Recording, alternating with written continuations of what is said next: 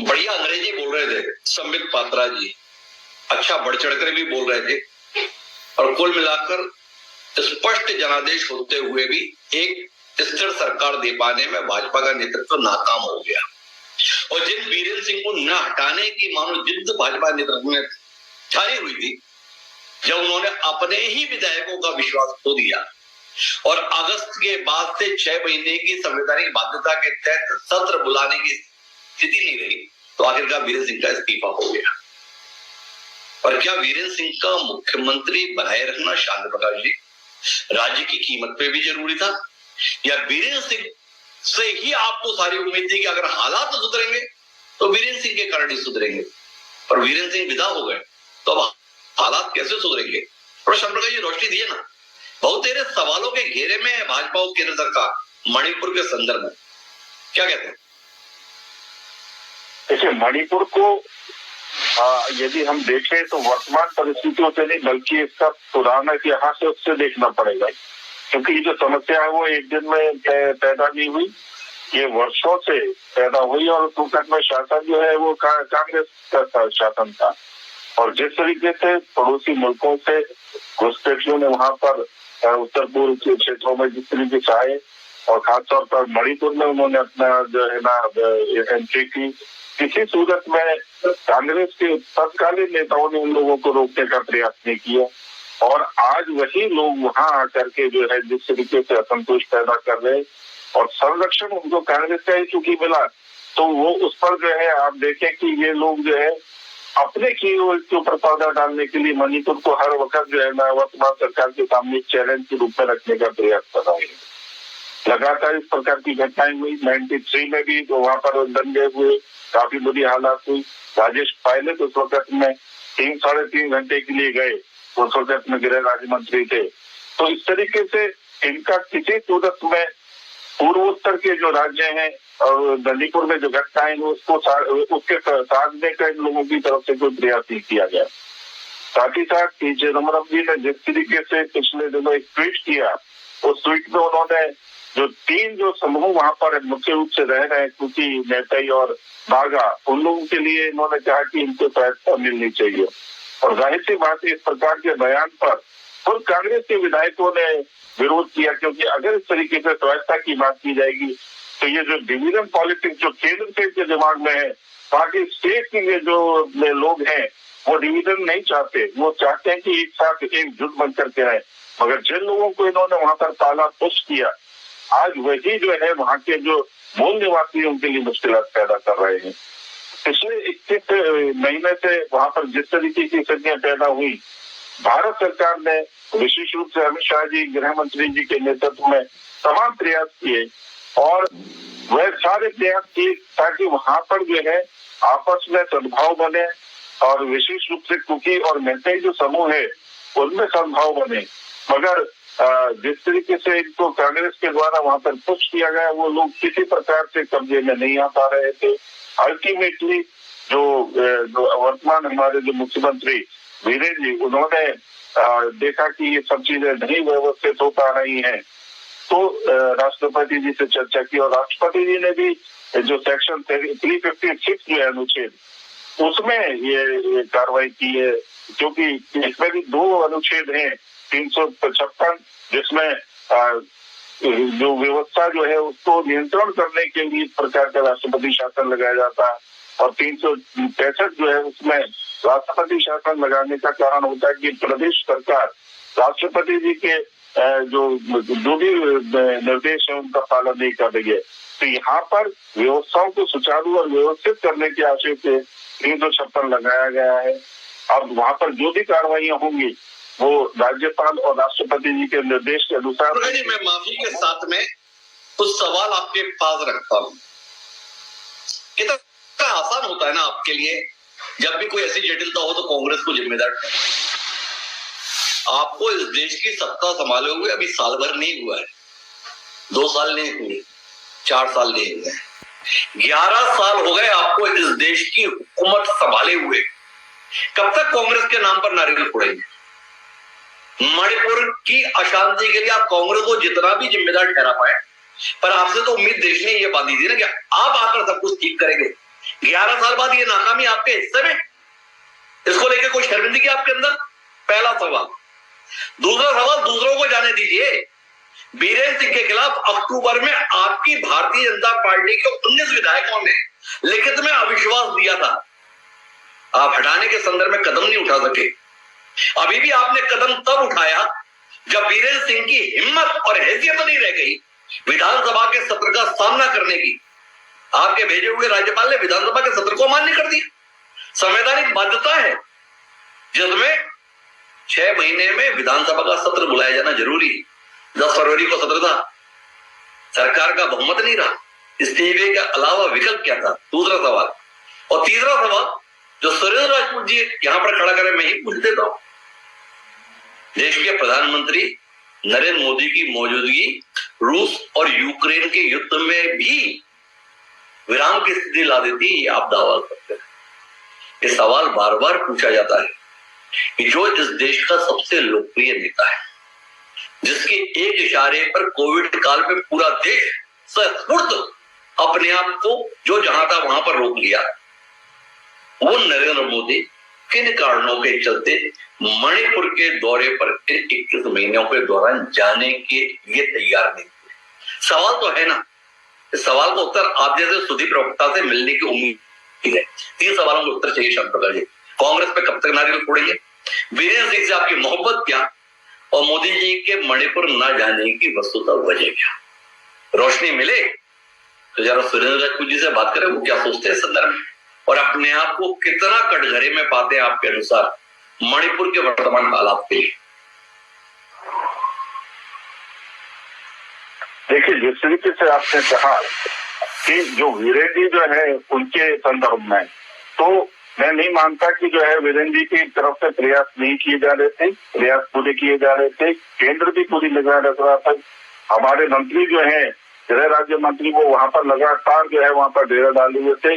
और देखिए, आप इसकी तुलना यूक्रेन के साथ में कर रहे हैं और विदेश में जो है ना व्यवस्था की बात कर रहे हैं।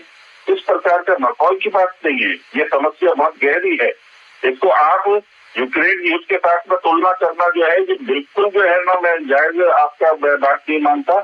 क्योंकि ये जो समस्या है, ये ठीक उस तरीके से जिस तरीके से जम्मू कश्मीर में समस्या पैदा हुई, जिस तरीके से जो है हमारे बीच में उपद्रवी मौजूद हैं और किसी का पता नहीं, और किस तरीके से उसको सावधानी से पकड़ना है, उसके ऊपर कब्जा करना है, इस सब चीज का भी ख्याल रखा जाता है। तो ये केवल मजाक करने की बात नहीं है कि मोदी जी नहीं पहुंचे और मोदी जी ने क्यों नहीं रुकवाया।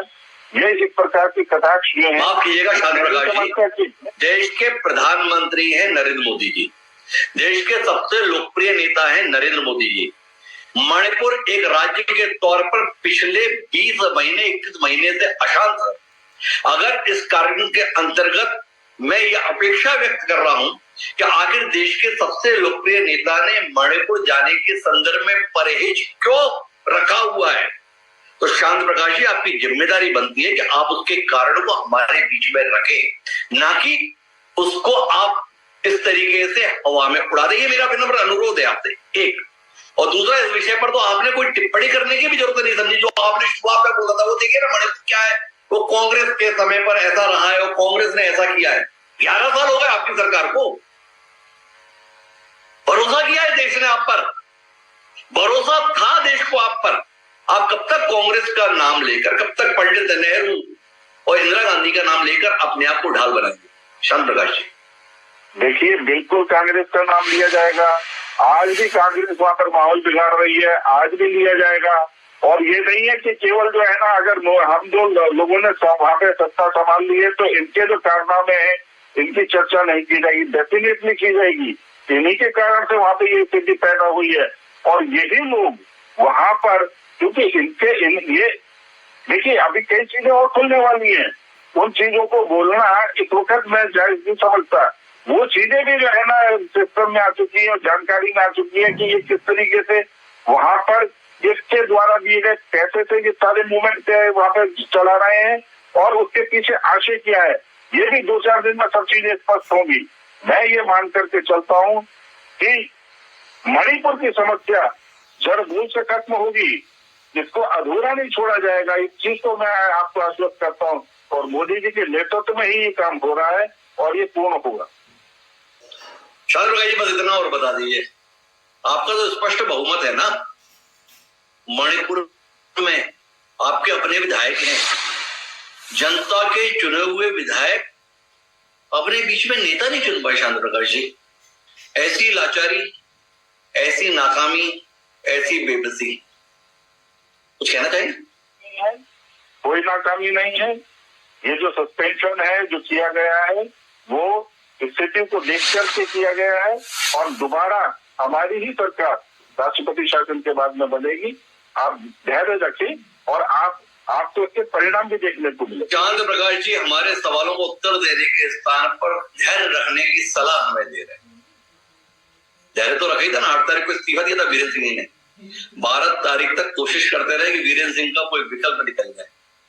आखिरी में विकल्प राष्ट्रपति शासन के रूप में आया। शांत प्रकाश जी, वापस लौटूंगा आपके पास कुछ बेहतर जवाबों की उम्मीद के साथ। बहुत सुदीप रखता है, बड़ी उम्मीद है आपसे इस कार्यक्रम में कुछ ऐसे तथ्य आप सामने रखेंगे जो देश को हिम्मत हौसला दे सके। और मैं सुरेंद्र राजपूत जी के और मैं शांत प्रकाश जी आपके पास मैं फिर आता हूँ, थोड़ी मदद कीजिए अगर आपका मन हो हमारी मदद करने का। ये राष्ट्रपति शासन आपने क्यों लगाया? मणिपुर को बचाने के लिए, मणिपुर की समस्या के समाधान के लिए, या अपनी इज्जत बचाने के लिए? डर गया इस बात से कि केंद्र में आपकी सरकार होते हुए एक राज्य में भाजपा की सरकार अविश्वास मत के माध्यम से गिर जाएगी।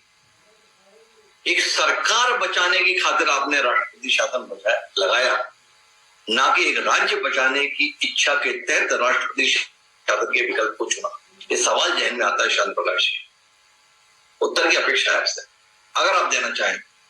हम तो आग्रह ही कर सकते हैं, अधिकार तो आपका है, हमारे सवालों का उत्तर दें कि ना दें। मैंने आपको शुरू में ही बताया कि जो राष्ट्रपति शासन जो है वो 356 के अंतर्गत लगाया गया है और ये व्यवस्थाओं को कंट्रोल करने के लिए, क्योंकि वहां पर जो हालात हैं उसको कंट्रोल करने के लिए, वहां किसी प्रकार से सरकार बचाने का विषय नहीं है। सरकार के देखो हर चीज को राजनीति से नहीं, बल्कि कई जगहों पर उन चीजों को भी ध्यान में रखने की आवश्यकता है जहां पर जो हम एक मजबूत सरकार लेके चल रहे हैं, तो हमारी जिम्मेवारी बनती है कि जो मणिपुर में जो हालात हैं उनको बेहतर करें, एकदम नॉर्मलाइज करें। और उसके लिए ये स्टेप उठाना जरूरी था। अब चूंकि वहां पर राष्ट्रपति शासन लग चुका है, दोनों पक्षों को बल्कि सभी पक्षों को बैठा करके एक बेहतर से बेहतर विकल्प निकले और इस सब चीजों को कंट्रोल। अभी कई बार ये पूछा जाता है कि प्रधानमंत्री जी क्यों नहीं गए।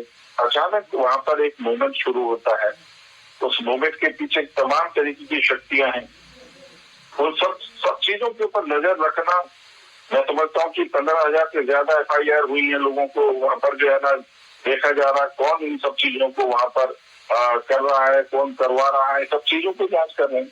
हमारी सरकार पूरी मुस्तैदी से वहाँ काम कर रही है, हमारे जो सारे सुरक्षा बल जो है वो वहां पर काम कर रहे हैं। और देखो आपने मेरे सवाल का उत्तर दिया, अगर मैं ठीक समझ पाया, गलत हो तो आप सुधार दीजिएगा। क्या आपने राज्य के हालात के मद्देनजर राष्ट्रपति शासन को जरूरी समझा, इसलिए राष्ट्रपति शासन लगाने का विकल्प चुना? पर आपके पूरे राष्ट्रपति शासन लगाने की कवायद में तो ऐसा दिखता नहीं। अविश्वास प्रस्ताव आया हुआ है, विधानसभा का सत्र मुलतवी कर दिया गया है और अविश्वास प्रस्ताव का सामना करते हुए वीरेंद्र सिंह ने पद नहीं छोड़ा। अविश्वास प्रस्ताव का सामना करने से पहले उन्होंने इस्तीफा दिया। अगर आपने राष्ट्रपति शासन राज्य हित में सोचा था, हालात के मद्देनजर सोचा था, तो इस्तीफे के साथ ही राष्ट्रपति शासन का ऐलान क्यों नहीं हुआ? क्यों आप 5 दिन तक कवायद में लगे रहे नई सरकार बनाने के संदर्भ में, पर किसी नेता के संदर्भ में आपके विधायक एक राय नहीं हो पाए? इस बेबसी में, इस मजबूरी में, इस लाचारी में आपने राष्ट्रपति शासन लगाया। अगर ये निष्कर्ष एक राजनीतिक विश्लेषक के तौर पर निकल कर आए शांत प्रकाश जी, कोई ऐतराज आपको? देखिए 6 महीना 6 महीने तक सेशन ना हो और उसके बाद मालूम है कि अगर ये सेशन जो है, जो बजट सेशन वहां होने जा रहा था, तो एकदम अपोजिशन जो है उसमें पूरा जिस तरीके से मूवमेंट चलाने के मूड में थे, तो वीरेंद्र ने इस्तीफा देने की पेशकश की। और 6 महीना 1 दिन होने के बाद में 356 में राष्ट्रपति शासन लगाने के लिए राष्ट्रपति जी को जो है एक दिख रहता है कि वहां पर जो है इंटरनल जो इश्यूज है उसको नॉर्मलाइज करा जाए, और वहां की जो पॉलिटिक्स हो रही है, वहां के जो उपद्रव को लेकर के उस पर भी काम करने की आवश्यकता है। तो मैं समझता हूँ कि जो राष्ट्रपति शासन जो लगा है वो केवल इस कारण से लगा है कि वहां पर जो हालात हैं उसको कंट्रोल करने के लिए, और वो मैं माफी के साथ में फिर शांत प्रकाश जी, आप जैसे सुधीर प्रवक्ता से ऐसी उम्मीद नहीं रहती कि वो तथ्यों को गलत रूप से प्रस्तुत करे। आपने फिर से, पहले तो आप कांग्रेस पे मेहरबान थे, अब आप विपक्ष पे मेहरबान हो गए। आपने कह दिया बड़ी सरलता के साथ में कि विपक्ष जिस प्रकार से कर रहा था उसके कारण से हमने ये किया।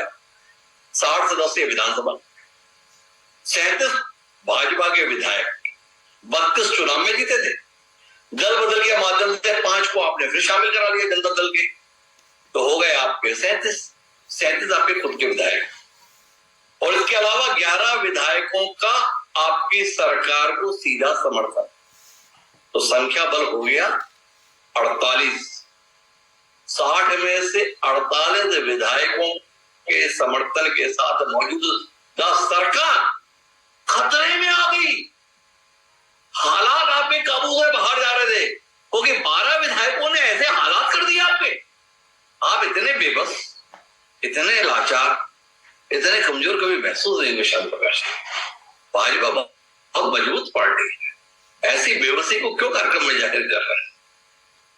विरोधियों ने आपको परेशान किया, या मणिपुर में आग लगते लगते अब आपके घर में आग लग गई, आपके अपने विधायक नाराज हो गए, आपके अपने विधायकों का आपके प्रति अविश्वास आ गया, इसके चलते राष्ट्रपति शासन का विकल्प चुनने के लिए आप मजबूर हो गए। बस नहीं है, और पूरी जो है मुस्तैदी से काम है, बहुत बढ़िया तरीके से जो एक्शन लिया गया है। मैं फिर बोल रहा हूँ कि ये एक्शन जो है मणिपुर को सही करने के लिए, वहां की स्थिति को बेहतर करने के लिए, जो वहां पर हालात हैं वर्षों से, उसको नॉर्मलाइज करने के लिए स्टेप उठाना था, उठाया गया है। और आगे जो है मैं समझता हूँ कि बहुत जल्द ही हम उन सब चीजों को दुरुस्त कर पाएंगे जिसने मणिपुर के हालात बिगाड़े। तो एक चुनी हुई सरकार जिन हालात को नहीं संभाल पाई है उसको राष्ट्रपति शासन के माध्यम से संभाल लिया जाएगा, ये भरोसा शांत प्रकाश जी हमें दिला रहे हैं।